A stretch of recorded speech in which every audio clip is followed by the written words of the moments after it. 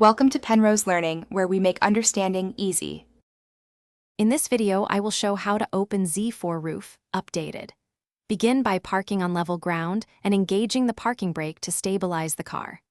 Next, confirm the battery has enough charge to run the roof motor and electronics. Walk around the car to inspect seals and hinges for debris or damage that could obstruct movement. Finally, ensure all windows are fully closed so the mechanism can operate smoothly without interference. Start by locating the roof switch on the center console and feel for normal tactile response.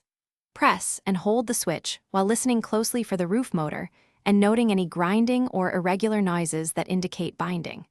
If nothing happens, safely check the fuse box for a blown fuse that controls the roof system, then replace with the correct amp fuse if needed. Always avoid forcing the roof to prevent damage. If the electronic system fails, use the manual release as described in the owner manual to avoid damage.